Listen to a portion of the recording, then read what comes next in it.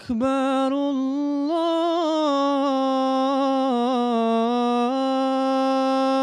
الله أكبر الله أكبر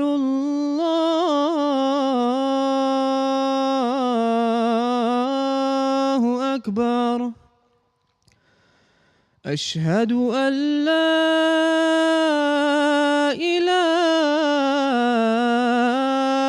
إلا الله أشهد أن لا إله إلا الله أشهد أن محمدًا رسول الله أشهد أن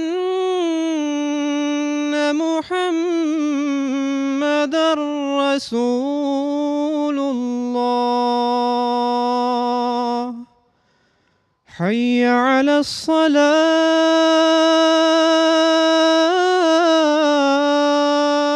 الصلاة حي على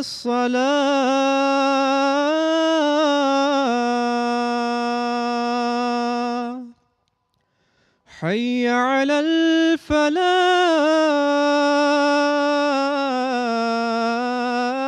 الفلاح حي على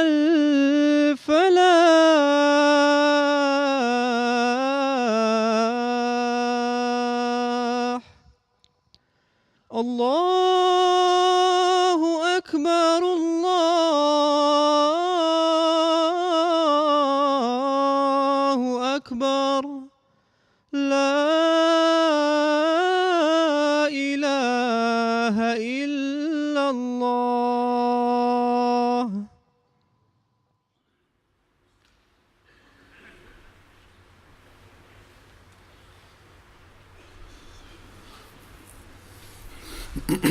अस्सलामु अलैकुम रहमतुल्लाह।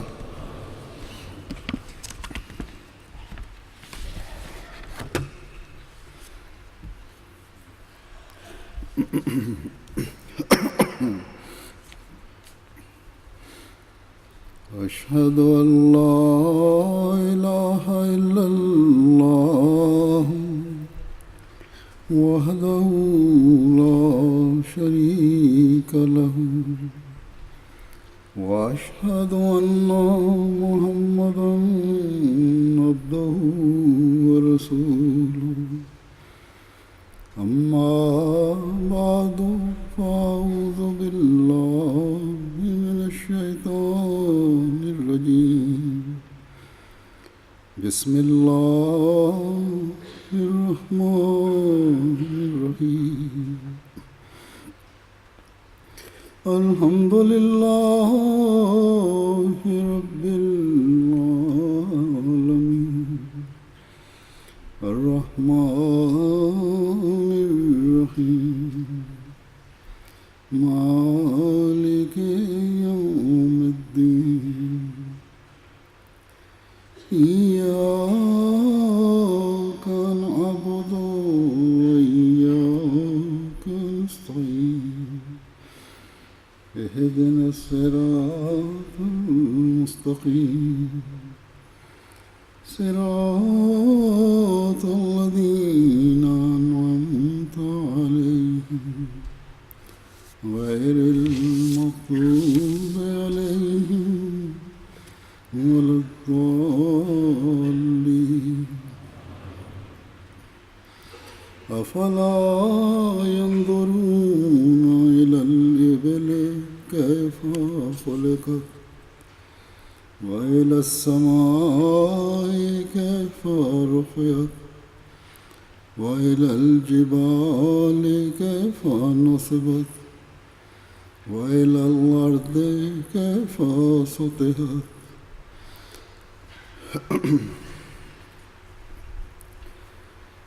ये अल्लाह ताला का हम पर एहसान है कि उसने हमें زمانے کے امام مسیح موعود اور مہدی موعود کو ماننے کی توفیق عطا فرمائے۔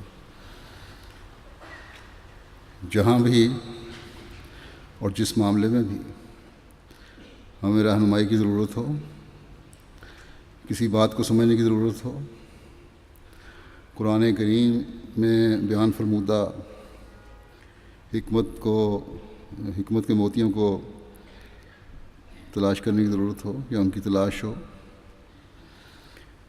تو ہمیں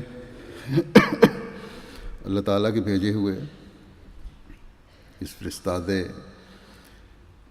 کی کتب اور ارشادات مل جاتے ہیں جو ہمارے مسائل حل کرتے ہیں۔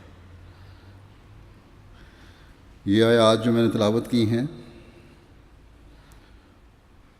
جو میں اکثر ہم پڑھتے ہیں دوسری رکعت میں، یہ آیات آتی ہیں، اس صورت میں پڑھی جاتی ہے غاشیہ۔ ان میں پہلی آیت جو میں نے پڑھی ہے، یعنی افلا ینظرون الی الابل کیف خلقت، یعنی کیا تم اونٹوں کی طرف نہیں دیکھتے کہ وہ کیسے پیدا کیے گئے ہیں۔ اس کی جو تفسیر حضرت مسیح موعود علیہ السلام نے فرمائی ہے، وہ اپنی گہرائی اور خوبصورتی اور علم و عرفان اور پھر عملی حالت پر منطبق کرنے کا ایک عجیب اور جدا نقشہ کھینچتی ہے۔ آپ علیہ السلام نے اس آیت سے نبوت و امامت کی اطاعت کے مسئلے کو حل فرمایا ہے، اور نبوت اور امامت کے ساتھ جڑنے والوں کے لیے جو بنیادی چیز ہے، یعنی اطاعت اور کامل اطاعت، اس کو آپ نے ابل یعنی اونٹ کے لفظ سے یا اونٹوں کے لفظ سے جوڑ کر وضاحت فرمائی۔ بظاہر یہ عجیب سی بات لگتی ہے کہ اونٹوں اور نبوت اور امامت کی اطاعت کا کیا جوڑ ہے، لیکن جس طرح کھول کر آپ نے تشریح فرمائی ہے، اس سے اس جوڑ کا حیرت انگیز ادراک ہمیں بھی حاصل ہوتا ہے۔ آپ کی تفسیر پہلے پیش کرتا ہوں۔ فرماتے ہیں کہ قرآن شریف میں جو یہ آیت آئی ہے کہ افلا ینظرون الی الابل کیف خلقت، یہ آیت نبوت اور امامت کے مسئلے کو حل کرنے کے واسطے بڑی معاون ہے۔ اونٹ کے عربی زبان میں 1000 کے قریب نام ہیں، اور پھر ان ناموں میں سے ابل کے لفظ کو جو لیا گیا ہے، اس میں کیا سر ہے؟ کیوں الی الجمل بھی تو ہو سکتا تھا، جمل بھی تو اونٹ کو کہتے ہیں۔ فرمایا کہ اصل بات یہ معلوم ہوتی ہے کہ جمل ایک اونٹ کو کہتے ہیں، اور ابل اس میں جمع ہے۔ یہاں اللہ تعالیٰ کو چونکہ تمدنی اور اجمالی حالت کا دکھانا مقصود تھا، اور جمل میں جو اونٹ پر بولا جاتا ہے یہ فائدہ حاصل نہ ہوتا تھا، اس لیے ابل کے لفظ کو پسند فرمایا۔ اونٹوں میں ایک دوسرے کی پیروی اور اطاعت کی قوت ہے۔ دیکھو، اونٹوں کی ایک لمبی قطار ہوتی ہے، اور وہ کس طرح پر اس اونٹ کے پیچھے ایک خاص انداز اور رفتار سے چلتے ہیں، اور وہ اونٹ جو سب سے پہلے بطور امام اور پیش رو کے ہوتا ہے، وہ ہوتا ہے جو بڑا تجربہ کار اور راستے سے واقف ہو۔ پھر سب اونٹ ایک دوسرے کے پیچھے برابر رفتار سے چلتے ہیں، اور ان میں سے کسی کے دل میں برابر چلنے کی ہوس پیدا نہیں ہوتی، کسی کے دل میں برابر چلنے کی ہوس پیدا نہیں ہوتی جو دوسرے جانوروں میں ہے، جیسے گھوڑے وغیرہ میں۔ گویا اونٹ کی سرشت میں اتباع امام کا مسئلہ ایک مانا ہوا مسئلہ ہے۔ اس لیے اللہ تعالیٰ نے افلا ینظرون الی الابل کہہ کر اس مجموعی حالت کی طرف اشارہ کیا ہے، جب کہ اونٹ ایک قطار میں جا رہے ہوں، اسی طرح پر ضروری ہے کہ تمدنی اور اتحادی حالت کو قائم رکھنے کے واسطے ایک امام ہو۔ یہ پہلی بات ہمیں یاد رکھنی چاہیے۔ اس سے مطابقت کے لیے تمدنی اور اتحادی حالت کو قائم رکھنے کے لیے ایک امام ہو۔ پھر یہ بھی یاد رہے کہ یہ قطار سفر کے وقت ہوتی ہے، بس دنیا کے سفر کو قطع کرنے کے واسطے جب تک ایک امام نہ ہو انسان بھٹک بھٹک کر ہلاک ہو جاوے۔ دنیا کا بھی سفر ہے زندگی کا، اس میں ایک امام ہونا ضروری ہے جو صحیح رہنمائی کرتا رہے۔ پھر اونٹ زیادہ بارکش اور زیادہ چلنے والا ہے، اس سے صبر و برداشت کا سبق ملتا ہے۔ پھر اونٹ کا خاصہ ہے کہ وہ لمبے سفروں میں کئی کئی دنوں کا پانی جمع رکھتا ہے، غافل نہیں ہوتا۔ بس مومن کو بھی ہر وقت اپنے سفر کے لیے تیار اور محتاط رہنا چاہیے، اور بہترین زاد راہ تقویٰ ہے۔ فرمایا کہ انظر کے لفظ سے معلوم ہوتا ہے کہ یہ دیکھنا بچوں کی طرح نہیں ہے، بلکہ اس سے اتباع کا سبق ملتا ہے کہ جس طرح پر اونٹ میں تمدنی اور اتحادی حالت کو دکھایا گیا ہے اور ان میں اتباع امام کی قوت ہے، اسی طرح پر انسان کے لیے ضروری ہے کہ وہ اتباع امام کو اپنا شعار بناوے، کیونکہ اونٹ جو اس کے خادم ہیں ان میں بھی یہ مادہ موجود ہے۔ کیفہ خلقت میں ان فوائد جامع کی طرف اشارہ ہے جو ابل کی مجموعی حالت سے پہنچتے ہیں۔ بس اس زمانے میں جب ہمیں اللہ تعالیٰ نے اپنے وعدوں اور حضرت صلی اللہ علیہ وسلم کی پیشگوئیوں کے مطابق مسیح موعود کو بھیجا اور ہمیں پھر انہیں ماننے کی توفیق بھی عطا فرمائی، اور پھر آپ کے بعد خلافت کے جاری نظام سے بھی نوازا، ہمیں اس انعام کی قدر کرنی چاہیے اور اس روح کو سمجھنا چاہیے جو خلافت کے نظام میں ہے۔ حضرت مسیح علیہ الصلوۃ والسلام نے فرمایا کہ میرے نام پر، میں جو مفہوم بیان کر رہا ہوں، کہ میرے نام پر افراد جماعت سے بیعت لینے والے افراد آتے رہیں گے، یعنی خلافت آپ کی نیابت میں آپ کے نام پر بیعت لے گی۔ جب آپ کے نام پر بیعت لی جا رہی ہے تو پھر خلافت کی بیعت اور اطاعت کی کڑی بھی حضرت مسیح علیہ السلام سے ملتی جا کے۔ بس یہ جو اقتباس میں نے پڑھا ہے اس میں نبوت اور امامت کا جو تعلق آپ نے ابل کی خصوصیات کے ساتھ جوڑا ہے، اس کا واضح مطلب یہ ہے کہ آپ کے بعد خلافت کے جاری نظام سے جڑے رہنے میں حضرت مسیح موعود علیہ السلام کی بیعت میں آنے والوں کی روحانی بقا اور ترقی ہے اور جو ضمانت ہے۔ اس میں جو جماعت کی ترقی اسی صورت میں ہے جب ہم خلافت کے نظام سے جڑے رہیں گے۔ اسی میں شیطانی حملوں سے بچنے کے سامان بھی ہیں۔ حضرت صلی اللہ علیہ وسلم نے فرمایا کہ امام تمہاری ڈھال ہے، بس اس ڈھال کے پیچھے رہو گے تو بچت کے سامان ہے، اور ڈھال کے پیچھے رہنا یہی ہے کہ کامل اطاعت کرو، اپنی لائنوں پر چلو، اس قطار میں چلو جو تمہارے لیے مقرر کر دی گئی ہے۔ اس سے ذرا باہر نکلے تو بھٹکنے کا خطرہ ہے، گمنے کا خطرہ ہے۔ پھر اطاعت کے لیے حضرت صلی اللہ علیہ وسلم کا یہ ارشاد بھی یاد رکھنا چاہیے کہ ومن اطاع امیری فقط اطاعنی ومن عصا امیری فقط عصانی،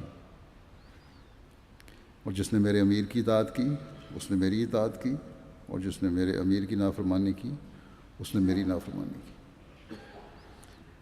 حضرت صلی اللہ علیہ وسلم کے اطاعت امیر کے بارے میں اور بھی بہت سے ارشادات ہیں۔ اسی طرح قرآن کریم میں بھی متعدد جگہ اطاعت اور فرمانبرداری کے حکم دیے گئے ہیں، اس لیے کہ یہی ایک راز ہے جو جماعتی ترقی کے لیے جاننا ضروری ہے، ہر اس شخص کے لیے جاننا ضروری ہے جو جماعت سے منسلک ہے۔ بس اس بات کو سمجھنے کی افراد جماعت کو بہت زیادہ ضرورت ہے، خاص طور پر آج کل کے دور میں، جب کہ آزادی کے نام پر ان غلط خیالات کا اظہار کیا جاتا ہے کہ کیوں ہم پابندیاں کریں، کیوں ہمارے پر پابندیاں عائد ہوتی ہیں، کیوں ہمیں آزادی نہیں بعض معاملات میں۔ ایک احمدی مسلمان کو یاد رکھنا چاہیے کہ اسلام نے ہر جائز آزادی اپنے ماننے والوں کو دی ہے، اور جتنی آزادیاں اسلام میں ہیں شاید ہی کسی دوسرے مذہب میں ہوں، بلکہ نہیں ہیں اس کے مقابلے میں۔ لیکن بعض حدود جو قائم کی ہیں وہ انسان کے اپنے اخلاق کی درستی کے لیے، روحانی ترقی کے لیے، اور جماعتی یکجہتی کے لیے اور جماعتی ترقی کے لیے قائم کی گئی ہیں، اور ان کے اندر رہنا ضروری ہے۔ یہاں میں عہدیداروں کو بھی کہوں گا کہ اگر جماعتی ترقی میں ممد و معاون بننا ہے اور عہدے صرف بڑائی کی خاطر نہیں لیے گئے، اپنے اظہار کی خاطر نہیں لیے گئے، اپنی انا کی تسکین کی خاطر نہیں لیے گئے، تو اطاعت کے مضمون کو سمجھنے کی سب سے زیادہ ضرورت عہدیداروں کو ہے، ہر سطح کے عہدیداروں کو۔ اگر عہدیدار اس مضمون کو سمجھ جائیں تو افراد جماعت خود بخود اس کی طرف توجہ کریں گے۔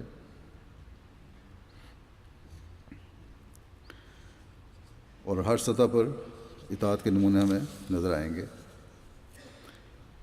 اونٹوں کی قطار کی پیروی کرتے ہوئے سب نظر آئیں گے، ہمیں ایک رخ پہ چلتے ہوئے نظر آئیں گے، امام کی قدم سے قدم ملاتے ہوئے چلتے ہوئے نظر آئیں گے۔ بس امیر بھی، صدر بھی اور دوسرے عہدیدار بھی پہلے اپنے جائزے لیں کہ کیا ان کی اطاعت کے معیار ایسے ہیں کہ ہر حکم جو خلیفہ وقت کی طرف سے آتا ہے اس کی بلا چون و چرا تعمیل کرتے ہیں، یا اس میں تعویلیں نکالنے کی کوشش کرتے ہیں یا اس میں لگ جاتے ہیں۔ اگر تعویلیں نکالتے ہیں تو یہ اطاعت نہیں۔ روایات میں ایک واقعہ حضرت صلی اللہ علیہ وسلم کے زمانے کا آتا ہے، جب گلی میں چلتے ہوئے آپ کے ایک صحابی عبداللہ بن مسعود نے بیٹھ جاؤ کی آواز سنی اور بیٹھ گئے۔ آواز سن کر یہ نہیں کہا کہ یہ حکم تو اندر مسجد والوں کے لیے، بلکہ آواز سنی اور بیٹھ گئے، اور بیٹھے بیٹھے مشکل سے قدم قدم مسجد کی طرف بڑھنا شروع کیا۔ کسی پوچھنے والے نے پوچھا، یہ کہا کہ آپ کو کیا ہوا جو اس طرح گھسٹ رہے ہیں؟ آپ نے یہی جواب دیا کہ اندر سے مجھے حضرت صلی اللہ علیہ وسلم کی آواز آئی تھی کہ بیٹھ جاؤ، میں بیٹھ گیا۔ پوچھنے والے نے کہا یہ حکم تو اندر والوں کے لیے تھا، آپ نے جواب دیا مجھے اسے غرض نہیں کہ یہ اندر والوں کے لیے ہے یا باہر والوں کے لیے، یہ سب کے لیے۔ میرے کان میں اللہ کے رسول کی آواز پڑی اور میں نے اطاعت کی، بس یہی میرا مقصد ہے۔ بس یہ معیار ہیں اطاعت کے جو ہمیں حاصل کرنے کی ضرورت ہے۔ بعض عہدیدار خلیفہ وقت سے جب کوئی ہدایت آتی ہے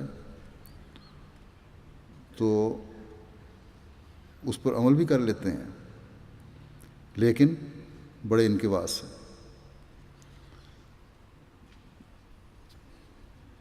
نہ چاہتے ہوئے یہ عمل کرتے ہیں، اور نہ چاہتے ہوئے عمل کرنا کوئی اطاعت نہیں ہے۔ عمل وہی، اطاعت وہی ہے جو فوری طور پر کی جائے۔ اپنی رائے رکھنا کوئی بری بات نہیں ہے، لیکن جب کسی معاملے میں خلیفہ وقت کا فیصلہ آ جائے کہ یوں کرنا ہے تو پھر اپنی رائے کو یکسر بھلا دینا ضروری ہے۔ حضرت مرزا بشیر احمد صاحب فرمایا کرتے تھے کہ میں بعض معاملات میں اپنی رائے رکھتا ہوں اور اپنی طرف سے دلیل کے ساتھ خلیفۃ المسیح کو اپنی رائے پیش کرتا ہوں، لیکن اگر میری رائے رد ہو جائے تو کبھی مجھے خیال بھی نہیں آیا کہ کیوں یہ رد ہوئی ہے یا میری رائے کیا تھی، پھر میری رائے وہی بن جاتی ہے جو خلیفہ وقت کی رائے ہے۔ پھر کامل اطاعت کے ساتھ اس حکم کی بجاوری پر میں لگ جاتا ہوں جو خلیفہ وقت کو نے دیا تھا۔ حضرت مسیح موعود علیہ الصلوۃ والسلام فرماتے ہیں کہ وہ سال کی طرح اپنے آپ کو امام کے ہاتھ میں دو۔ جس طرح مردہ اپنے آپ کو ادھر ادھر نہیں کر سکتا، حرکت نہیں کر سکتا، اس کو نہلانے والا اس کو حرکت دے رہا ہوتا ہے، اسی طرح کامل اطاعت والے کا فرض ہے کہ اپنے آپ کو امام کے ہاتھ میں دے دیں۔ اور جب یہ معیار ہوگا تو تبھی عہد بیعت نبھانے والے بن سکیں گے، تبھی اللہ اور اس کے رسول کے بتائے ہوئے اطاعت کے معیاروں کو حاصل کرنے والے بن سکیں گے۔ بس ہم میں سے ہر ایک کو جس نے بیعت کا عہد کیا ہے نہ صرف یہ سوچ پیدا کرنی ہوگی بلکہ اپنے عمل سے اس کا ثبوت دینا ہوگا، اپنے نمونے نئے آنے والوں کے لیے بھی اور اپنی اولادوں کے لیے بھی قائم کرنے ہوں گے۔ نوجوانوں کو بھی اپنے نمونے بڑوں کو دکھانے کی ضرورت ہے، یعنی بڑے اپنے نمونے قائم کریں جو ان کے بچے اور نوجوان دیکھیں اور سیکھیں۔ اور سب سے بڑھ کر یہ معیار اوپر سے لے کر نیچے تک ہر عہدیدار کو دکھانا ہوگا، قائم کرنا ہوگا۔ یہاں بعض ذہنوں میں کبھی کبھی یہ سوال اٹھتا ہے، اگر وہ باتیں صحیح ہیں، میں سوال کی بات کر رہا ہوں، یہ سوال جو مجھ تک پہنچے ہیں یہ صحیح ہیں، اگر یہ باتیں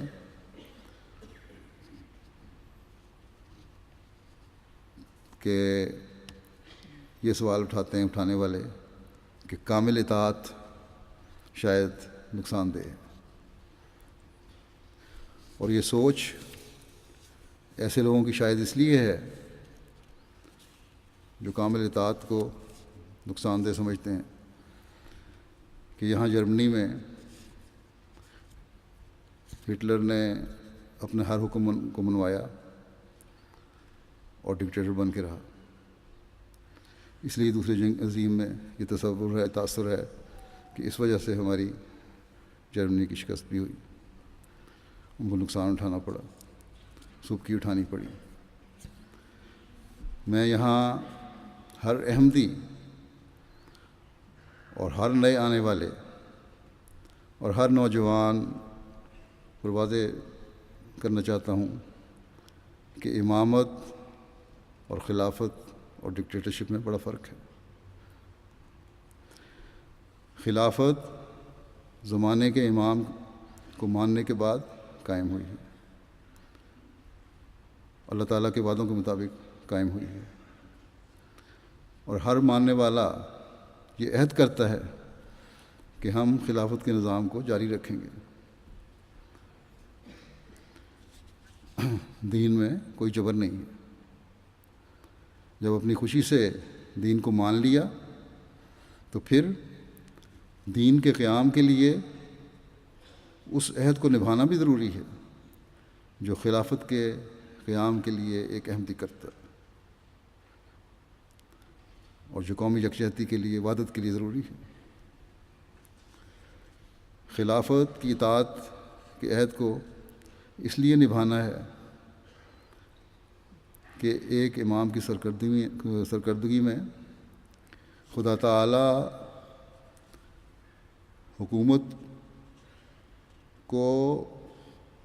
خدا تعالیٰ کی حکومت کو دنیا کے دلوں میں بٹھانے کی مشترکہ کوشش کرنی ہے۔ دوسرے مسلمان جو ہیں، جو بغیر امام کے ہیں، اور جماعت احمدیہ جو ہے کی کوششیں جو ہیں، جو خلافت سے وابستہ ہو کر ہو رہی ہیں، یہ سب کوششیں جو خلافت سے وابستہ ہو کر ہو رہی ہیں، ان کی کامیابی کے نتائج بتا رہے ہیں کہ اسلام کی حقیقی تعلیم کے ساتھ، حقیقی تعلیم دوسرے مسلمانوں کے پاس بھی ہے، لیکن اسلام کی حقیقی تعلیم کے ساتھ ان نتائج کا حصول، کامیابی کا حصول خلافت کی لڑی میں پروئے جانے کی وجہ سے۔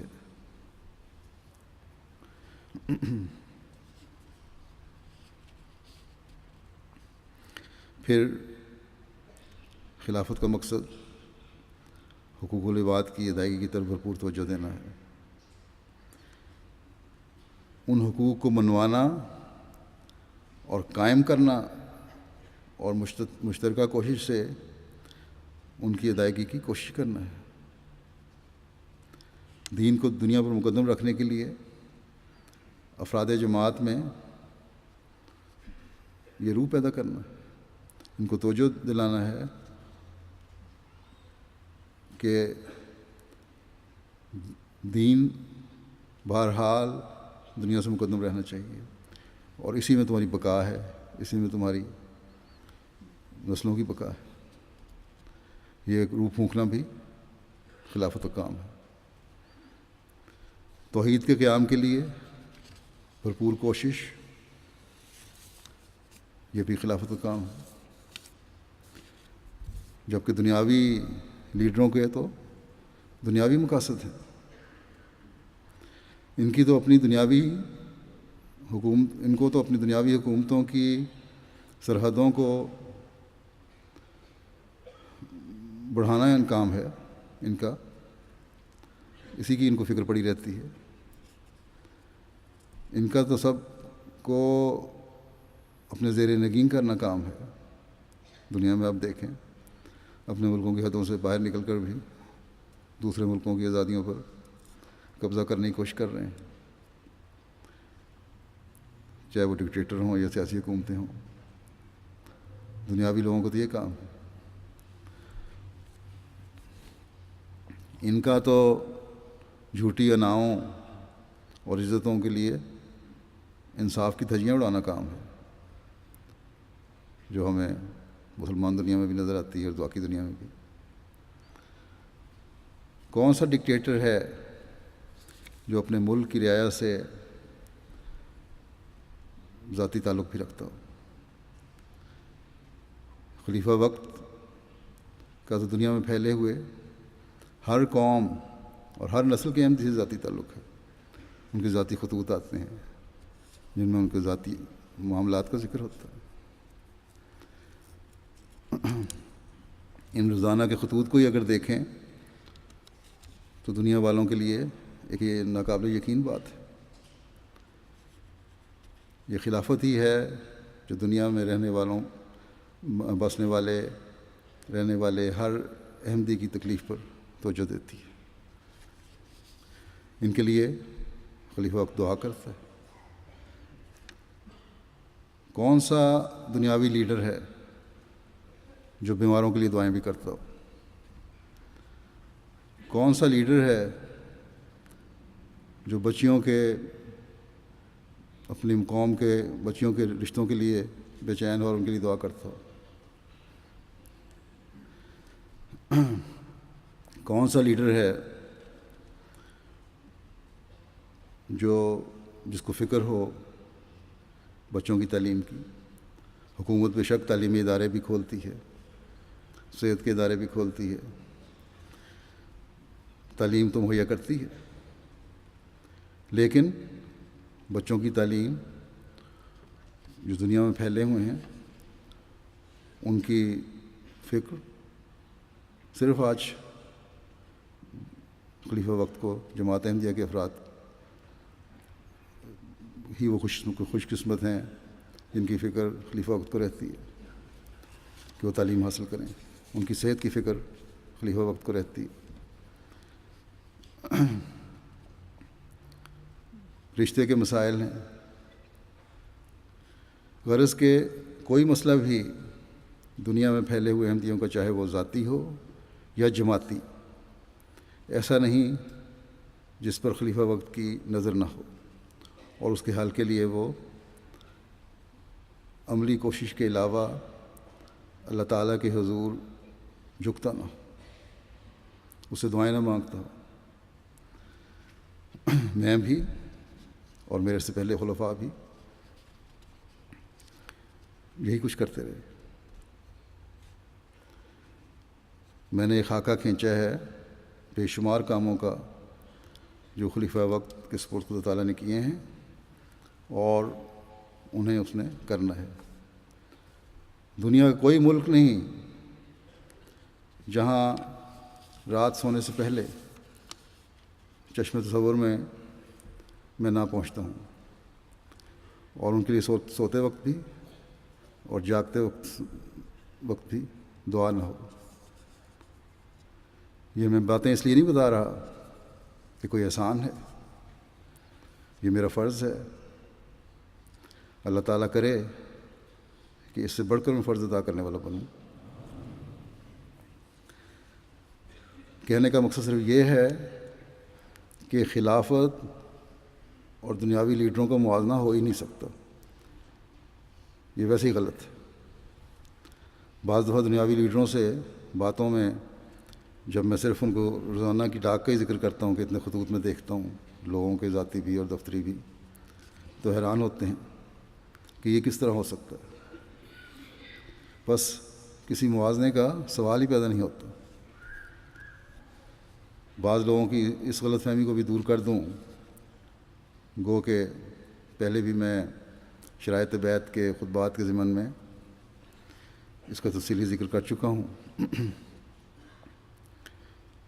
کہ ہر احمدی خلیفہ وقت سے اس کے معروف فیصلہ پر عمل کرنے کا عہد کرتا ہے۔ بعض لوگ سمجھتے ہیں کہ معروف کی تعریف انہوں نے خود کرنی ہے۔ ان پر واضح ہو کہ معروف کی تعریف اللہ تعالیٰ اور اس کے رسول صلی اللہ علیہ وسلم نے کر دی ہے، یہ پہلی تعریف ہو چکی ہے۔ معروف فیصلہ وہ ہے جو قرآن اور سنت کے مطابق ہو۔ جس خلافت نے حضرت صلی اللہ علیہ وسلم کی پیشگوئی کے مطابق علی منہاج نبوت کو قائم ہونا ہے، اس طریق کے مطابق چلنا ہے جو نبوت قائم کر چکی ہے، اور پھر حضرت مسیح علیہ الصلوۃ والسلام کے ارشاد کے مطابق یہ دائمی بھی ہے جو آپ کے کام کو آگے چلانے کے لیے ہے۔ وہ قرآن و سنت کے منافی یا خلاف کوئی کام کر ہی نہیں سکتی، اور یہی معروف ہے۔ معروف سے یہاں یہ مراد ہے۔ بس اطاعت کے بغیر اور کوئی راستہ نہیں ہے دوسروں کے لیے۔ یا پھر قرآن و سنت سے جو اختلاف کرنے والے ہیں یہ ثابت کریں کہ خلیفہ وقت کا فلاں فیصلہ یا فلاں کام قرآن و سنت کے منافی ہے۔ یا یہ بھی بتا دوں کہ حضرت صلی اللہ علیہ وسلم نے یہ بھی فرمایا ہے کہ خلفائے راشدین کے فیصلے اور عمل اور سنت بھی تمہارے لیے قابل اطاعت ہیں، ان پر چلو۔ بس یہ ثابت کرنے کے لیے کہ فیصلے غلط ہیں بہت کچھ سوچنا ہوگا پہلے۔ جماعت میں رہتے ہوئے اگر کوئی بات کرنی ہے تو پھر ادب کے دائرے میں رہتے ہوئے خلیفہ وقت کو لکھنا ہوگا، لکھنے کی اجازت ہے، ادھر ادھر باتیں کرنے کی اجازت نہیں، یہاں سے وہاں بیٹھ کر غلط قسم کی افواہیں پھیلانے کی اجازت نہیں، تاکہ اگر سمجھنے والے کی سمجھ میں غلطی ہے تو خلیفہ وقت اس کو دور کر سکے، اور اگر سمجھے کہ جماعت کے سامنے بھی رکھنے کی ضرورت ہے اس غلطی کو تو تمام جماعت کو بتائے۔ جماعت جب بڑھتی ہے تو منافقین بھی اپنا کام کرنا چاہتے ہیں، حاسدین بھی اپنا کام کرتے ہیں۔ خلافت سے سچی وفا یہ ہے کہ ان کے منصوبوں کو ہر سطح پر ناکام بنائیں اور خلافت سے جو بدظنیاں بعض پیدا کرنے کی کوشش کرتے ہیں ان کو اپنے قریب بھی نہ پھٹکنے دیں۔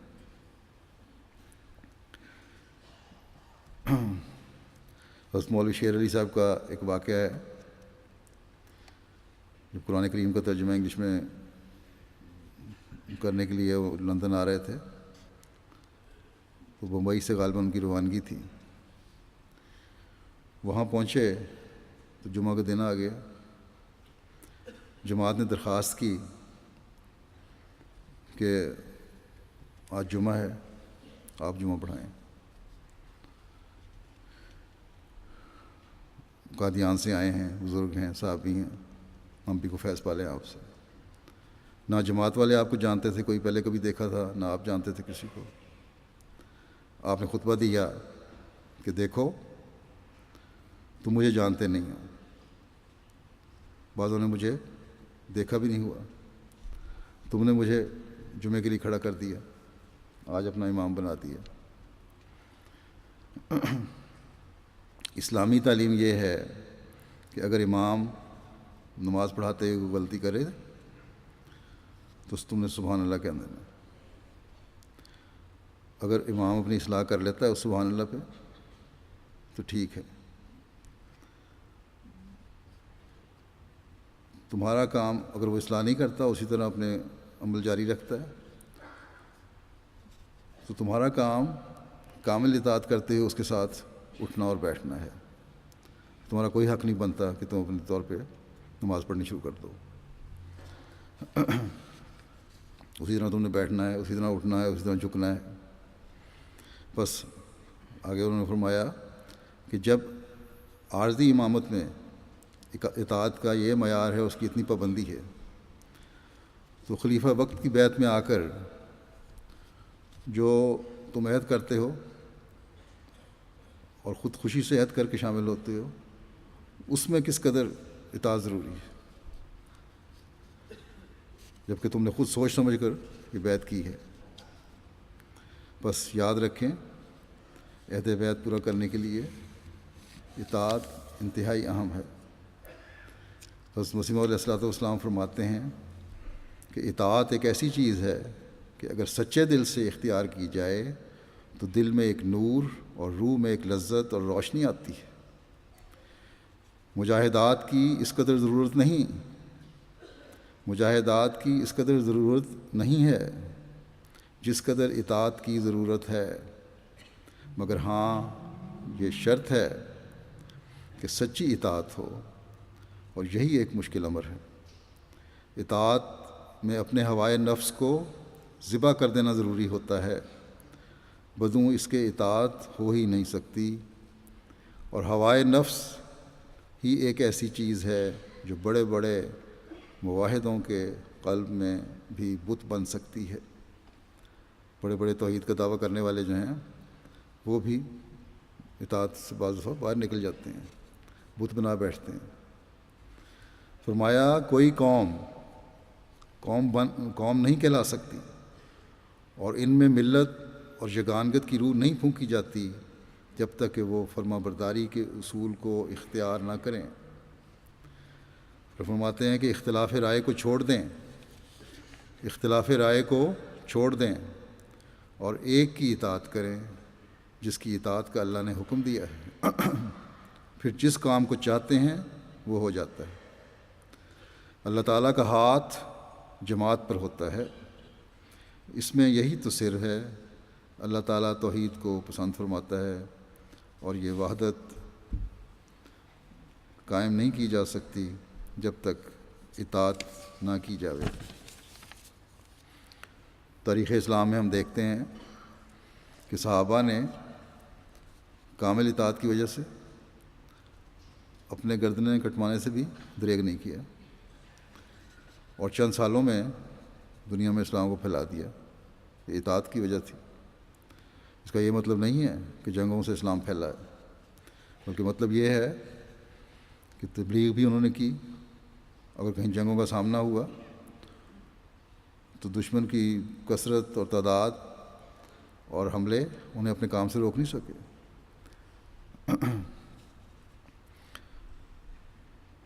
اطاعت کی روح ان میں تھی تو کثیر دشمن کے سامنے بھی اگر ضرورت پڑی تو کھڑے ہو گئے۔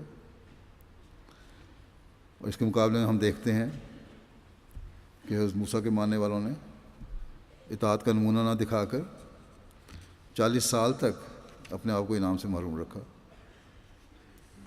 بس اگر ترقی کرنی ہے تو اس زمانے کے لیے اس زمانے کا جو جہاد ہے، جو اپنی تربیت کا جہاد ہے، اور پھر وہ جہاد ہے جو تبلیغ کے ذریعے ہونا ہے، خلیفہ وقت کے پیچھے چل کے ہونا ہے، اس کی پابندی کرنی ہوگی، اسی طرح عمل کرنا ہوگا جس کی مثال حضرت مسیح موعود علیہ الصلوۃ والسلام نے ابل یعنی اونٹوں کی مثال سے واضح فرمائی۔ اپنی فطرت ثانیہ اطاعت کو بنانا ہوگا، بلکہ ہر چیز پر اطاعت امام کو فوقیت دینی ہوگی۔ حضرت مسیح موعود علیہ الصلوۃ والسلام کی تفسیر کی روشنی میں مزید آگے بڑھاتا ہوں بات کہ ہلاکت سے بچنے اور بھٹکنے سے بچنے کے لیے اپنے اطاعت کے اعلیٰ معیاروں پر اپنی اطاعت کے اعلیٰ معیاروں پر رکھنے کی ضرورت ہے۔ خلافت کے ساتھ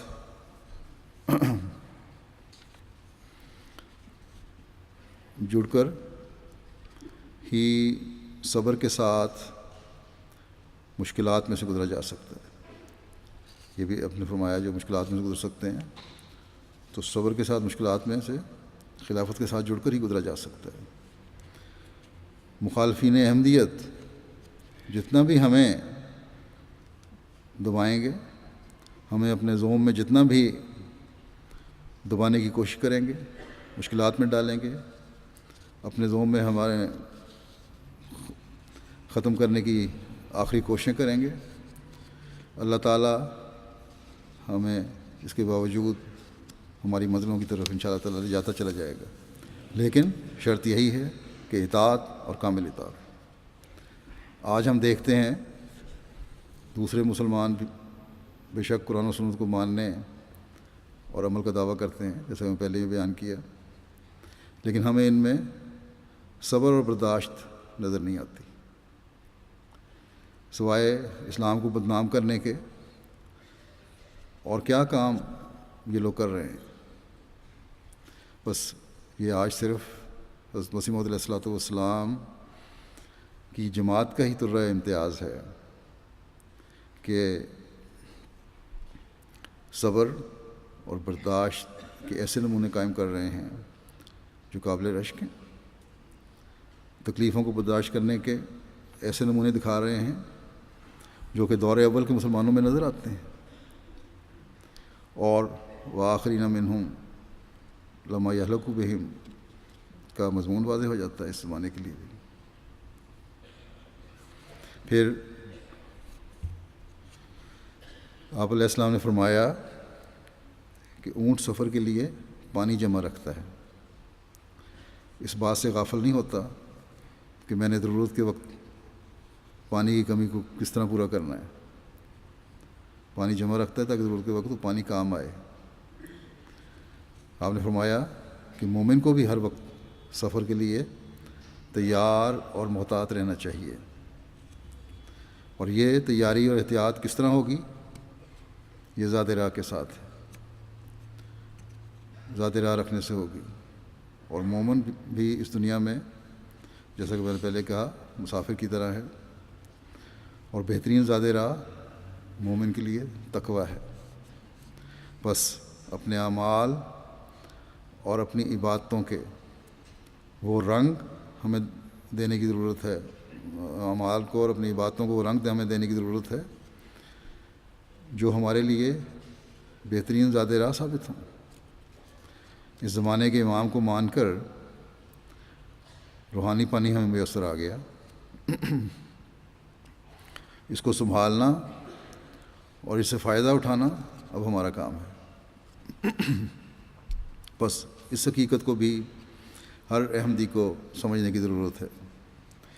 کیا یہ خوش قسمت ہیں وہ جو کامل اطاعت کے ساتھ امام وقت کی باتوں کو سنتے ہیں اور ان پر عمل کرتے ہیں، اور یہی باتیں ہیں جو پھر خلافت کے انعام سے بھی فیض پانے والا بناتی ہیں۔ اللہ تعالیٰ نے قرآن کریم میں خلافت کے فیض سے فیض پانے والے وہی بتائے ہیں جو عمل صالح کرنے والے ہیں، عبادت کرنے والے ہیں، توحید کو قائم رکھنے والے ہیں، اور یہی وہ لوگ ہیں جو تقویٰ پر چلنے والے کہلاتے ہیں۔ بس ان باتوں کو سامنے رکھتے ہوئے ہم کس طرح کہہ سکتے ہیں کہ خلافت میں کبھی دنیاوی مقاصد ہو سکتے ہیں، یا خلافت کا مقصد بھی دنیاوی مقاصد کی طرح ہے یا دنیا داروں کی طرح ہے؟ دنیاوی مقاصد حاصل کرنے والوں کا روحانیت سے کوئی واسطہ نہیں ہوتا، وہ تو تمام دنیاوی ساز و سامان کے ساتھ بھی بسا اوقات کامیاب نہیں ہوتے۔ ان کے دنیاوی مقاصد پورے نہیں ہوتے۔ کامیابی تو وہی ہے نا جو آخری فتح مل جائے، وہ ان کو حاصل نہیں ہوتی۔ لیکن خدا تعالیٰ کی رضا حاصل کرنے والوں اور تقویٰ پر چلنے والوں کا مقصد دنیاوی ہار جیت نہیں ہے، بلکہ کامل اطاعت کے ساتھ اللہ تعالیٰ کا قرب حاصل کرنا اور تقویٰ میں بڑھنا ہوتا ہے۔ ہمارا مقصد خدا تعالیٰ کی حکومت دنیا میں قائم کرنا ہے، کوئی ذاتی نفع رسانی نہیں ہے، توحید کا جھنڈا لہرانا ہے۔ ہم نے دنیا کے دل جیت کر دنیا کو آن حضرت صلی اللہ علیہ وسلم کے جھنڈے تلے لانا ہے۔ اسی مقصد کے لیے ہمارے تبلیغی پروگرام ہے اور دوسرے پروگرام۔ اس کے حصول کے لیے ہماری دعاؤں کی طرف توجہ ہے اور ہونی چاہیے۔ بس خلافت تو ان مقاصد کو حاصل کرنے کے لیے کام کر رہی ہے، لیکن جیسا کہ میں نے کہا اس کے لیے اس روح کو سمجھنے کی ضرورت ہے کہ خلافت ہے کیا، اور یہ بات اسی وقت سمجھ آئے گی جب کامل اطاعت پر یقین پیدا ہوگا۔ کوئی جتنا بھی اپنے آپ کو عالم، مدبر یا مقرر سمجھتا ہے، اگر اطاعت نہیں ہے تو نہ ہی جماعت احمدیہ میں اس کی کوئی جگہ ہے، نہ ہی اس کا یہ علم اور عقل دنیا کو کوئی روحانی فائدہ پہنچا سکتی ہے۔ حضرت مسیح موعود علیہ السلام کے اس فکرے کو ہمیں ہمیشہ یاد رکھنا چاہیے کہ انسان کے لیے ضروری ہے کہ وہ اتباع امام کو اپنا شعار بناوے۔ بس جب مکمل طور پر خلیفہ وقت کی پیروی اور اطاعت اختیار کر لیں گے، خلیفہ وقت کی طرف سے ملنے والی ہدایات اور حکموں پر عمل کریں گے اور ان کی توجیہیں اور تعویلات نکالنی بند کر دیں گے، تو علم بھی اور عقل بھی اللہ تعالیٰ کی رضا حاصل کرتے ہوئے ثمر آور ہوگی اور پھل پھول لائے گی۔ حضرت مسیح موعود علیہ السلام کی اس تفسیر پر بنیاد رکھتے ہوئے جب ہم باقی جو آیات ہیں جو میں نے تلاوت کی تھیں ان کو بھی دیکھیں تو مزید کھلتا ہے کہ روحانی آسمان کی بلندیوں کو بھی انسان اسی وقت چھو سکتا ہے جب اطیعوا اللہ و اطیعوا الرسول و اولی الامر منکم کے مضمون کو سمجھیں۔ اور جیسا کہ میں نے کہا، عہدیداران اپنے آپ کو اولی الامر سمجھ کر اپنی اطاعت کروانے کی کہ اس وقت تک حقدار نہیں کہلا سکتے جب تک خلافت کی کامل اطاعت اپنے اوپر لاگو نہیں کرتے اور تعویلیں کرنے سے پرہیز نہیں کرتے، بلکہ خلیفہ وقت کے ہر لفظ کو اپنے لیے قابل اطاعت سمجھ کر اس پر عمل کریں۔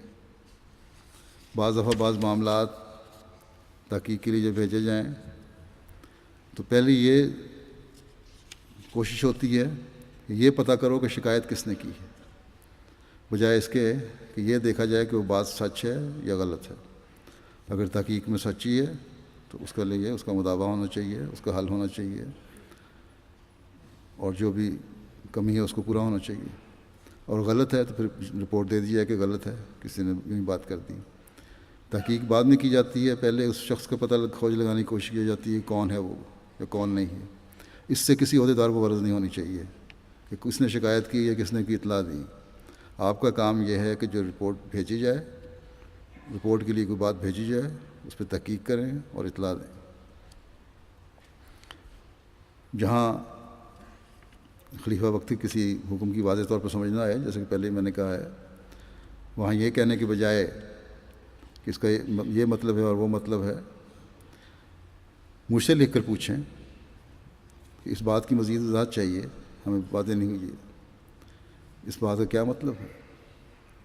اسی طرح ہر فرد جماعت کے لیے بھی ضروری ہے کہ وہ کامل اطاعت کرے۔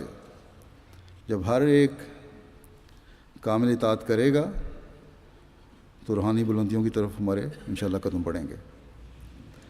یہی ان آیات کا مطلب ہے، اس آیت کا۔ بس اللہ تعالیٰ فرماتا ہے جب روحانی بلندیوں پر جاؤ گے تو ایمان بھی اس طرح مضبوط ہوں گے جس طرح پہاڑ مضبوطی سے زمین میں گڑے ہوئے ہیں،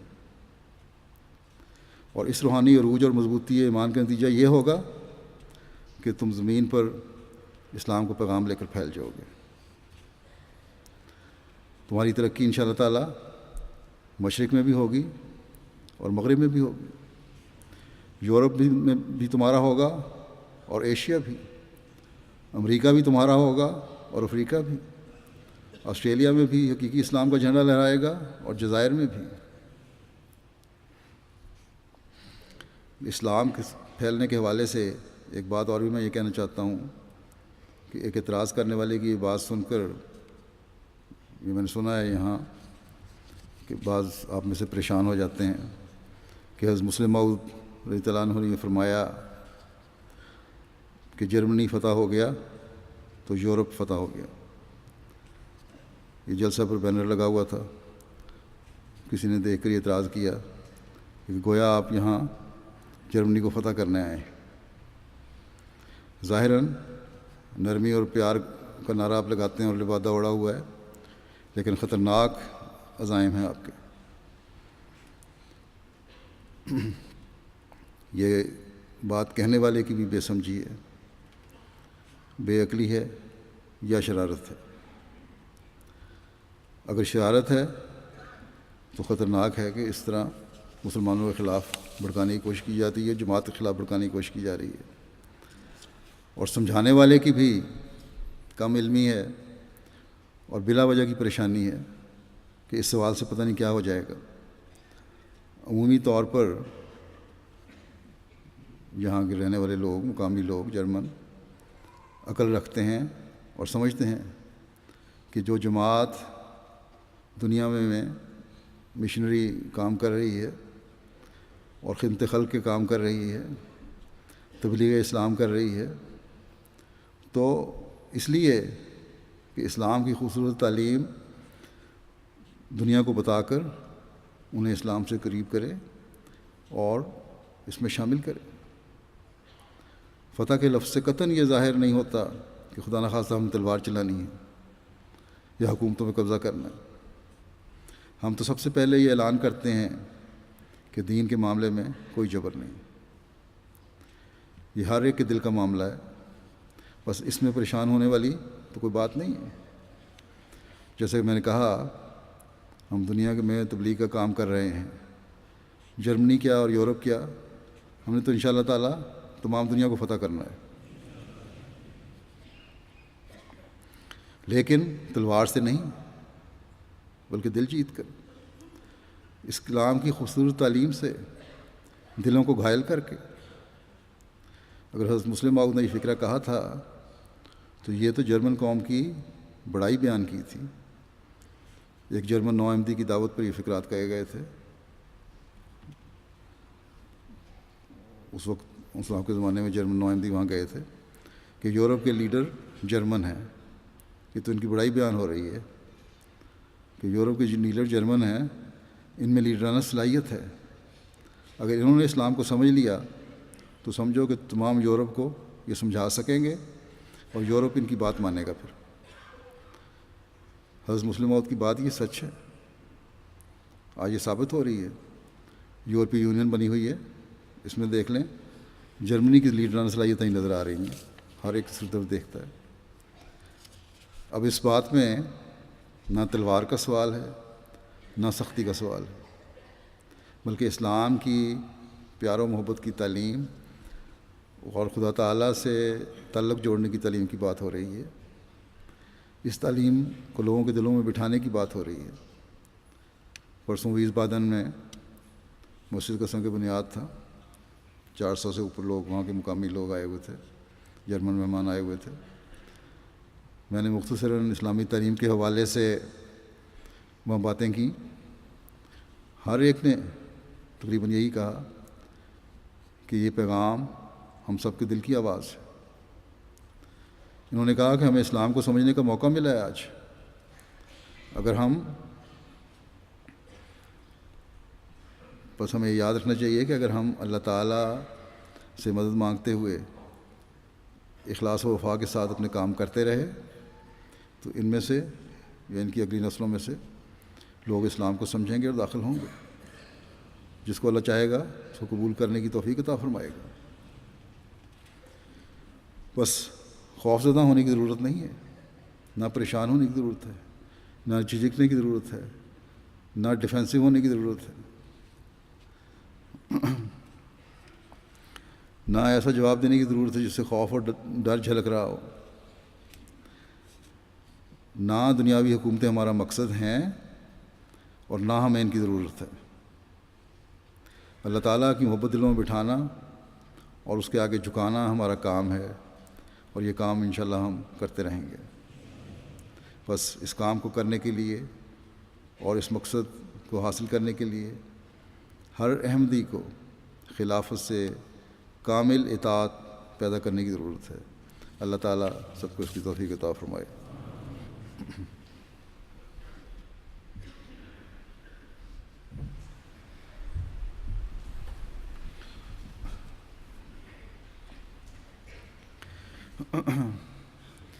الحمد لله نحمده ونستعينه ونستغفره ونؤمن به ونتوكل عليه ونعوذ بالله من شرور أنفسنا ومن سيئات أعمالنا